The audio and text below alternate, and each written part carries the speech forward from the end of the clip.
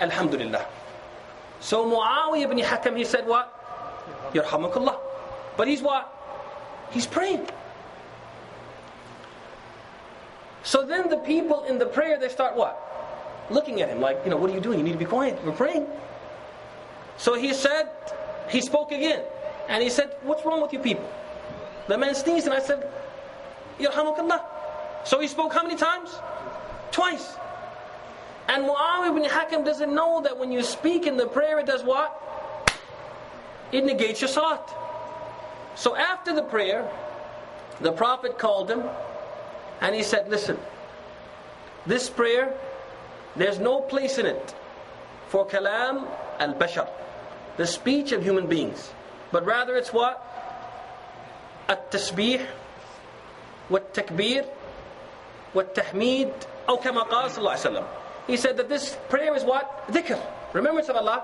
And there's no place in it for what? Kalam al-bashar. And he didn't order him to do what? To repeat his prayer. Even though speaking in salat is something prohibited and it violates your prayer.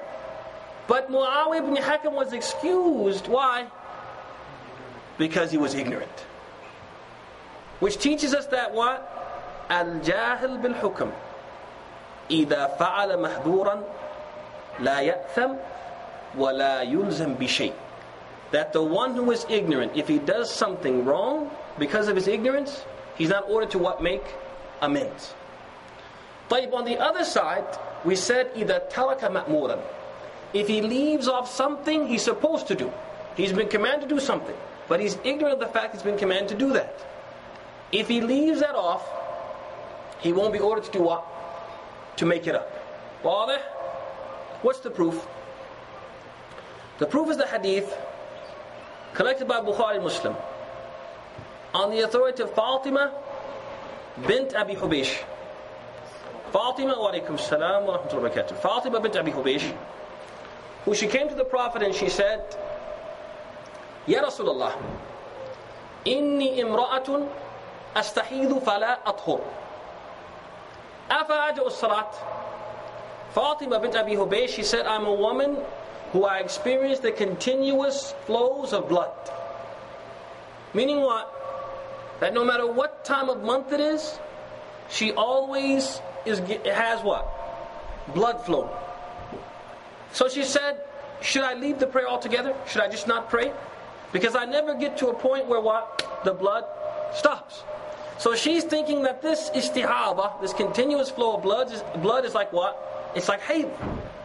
So the Prophet said, La, innama huwa irqun. فَإِذَا أَقْبَلَتْ حَيْضَتُكِ فَدَعِي الصَّلَاةِ قَدَرَ مَا كَانَتْ تَحْبِسُكِ حَيْضَتُكِ فَإِذَا أَدْبَرَتْ فَاغْتَسِلِي وَصَلِّي وَأَمَرَهَا أَن تَتَوَضَّأ لِكُلِّ صَلَاةٍ.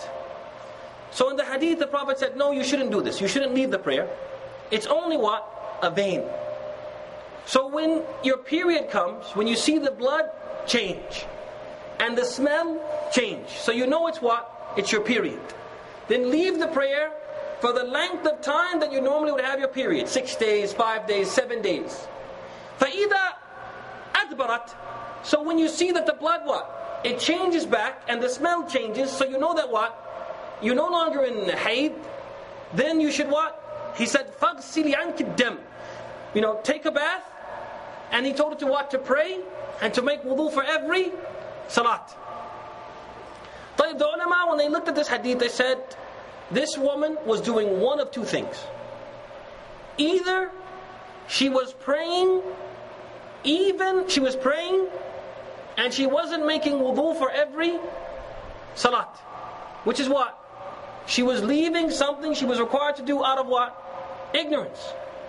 Or she wasn't praying. Which means what? She was leaving something obligatory out of ignorance. And the Prophet didn't order her to do what? To repeat those prayers. Wa'adhi ikhwan? Which shows us what? That al-jahil bil-hukm إِذَا تَرَكَ مَأْمُورًا لَا يَأْثَمْ وَلَا يُلْزَمْ بِشَيْءٍ. That the one who is ignorant of the ruling, if he leaves something he's obligated to do, but he leaves it because of what? Ignorance, he won't be sinful, and he won't be ordered to do what? To make amends. واضح? There's another hadith, the hadith of Ammar ibn Yasir, collected by Bukhari and Muslim also, in which he said, بعثني النبي صلى الله عليه وسلم في حاجة فاجتنبت ولم أجد الماء عرفت فتمرغت في الصعيد كما تتمرغ الدابة فلما ذكرت ذلك للنبي صلى الله عليه وسلم قال إنما كان يكفيك أن تقول بيديك هكذا إلى آخر الحديث. In this hadith, Ammar ibn Yasir said that the Prophet ﷺ, he ordered me to go out to take care of some business. So while I'm out taking care of this business, I became sexually impure, sexually defiled, and in need of what? A complete bath. With me? And Ammar didn't have any what? Water. And he knew about the ayah of tayammum, which is what they call dry ablution, right? But he didn't know how he was supposed to perform a tayammum. He didn't know the specifics. So he assumed that, okay, if I'm making tayammum from the major impurity, and when I have water, I have to cover my entire body with water for the major impurity, I should have to cover my entire body with dust for the major impurity if I make dry ablution. So he laid down and rolled around in the sand. And then he prayed. Then he came back and he mentioned to the Prophet what he had done. Based upon what? Ignorance. And the Prophet said, Ya Ammar, it was sufficient for you to do your hands like this. And he struck the ground once. And then he wiped his hands like this. And then he wiped what? The backs of his hands and his face, marratan wahida, one time. So this was sufficient for him to become pure from what? In this case. And the Prophet didn't order him to do what? To repeat his prayer. Why? Because he was what? Jahil bil hukm. He didn't know the ruling.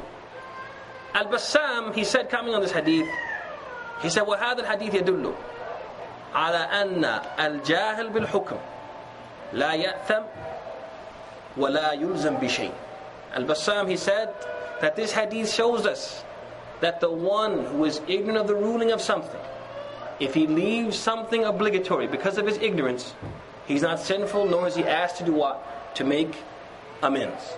Wadi ikhwan? So the first rule, or the first principle that we took is the principle of al-jahala.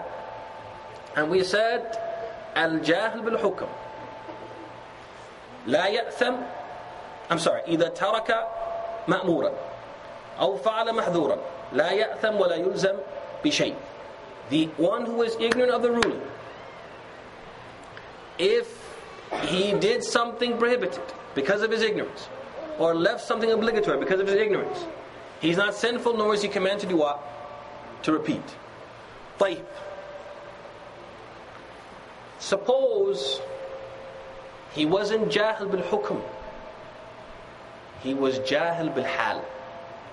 Suppose it wasn't that he didn't know the ruling, but he didn't know the circumstances. You guys with me? He knows the ruling, but he doesn't know the circumstances. Let me give you an example. Suppose a person doesn't know that if you get urine on your clothes, you can't pray in them. He doesn't know this. So he's using the restroom and he got some urine on his clothes and he went and prayed. Then somebody told him, you can't pray. Is his prayer accepted? Does he have to repeat that prayer? Does he have to repeat that prayer? No. Because he was ignorant of what? The ruling. Suppose he knows that if you get urine on your clothes, you can't pray in them. He got urine on his clothes.